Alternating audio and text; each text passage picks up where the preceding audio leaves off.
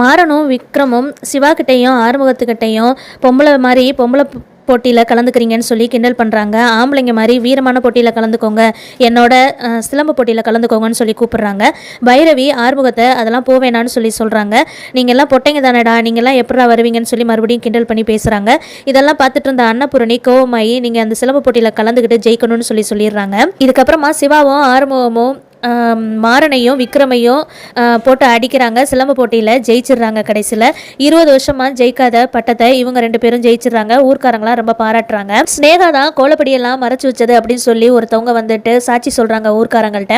ஸ்னேகாவோட காருக்கு கீழே தான் அந்த கலர் கோலப்படியெல்லாம் ஒளிஞ்சிருந்துச்சு அப்படின்னு சொல்கிறாங்க. ஒரு சின்ன பையன் வந்து சொல்லிடுறான், சிந்துவோட விறகு கட்டையிலாம் தண்ணியை ஊற்றுனதை நான் பார்த்தேன் அப்படின்னு சொல்லிடுறாங்க.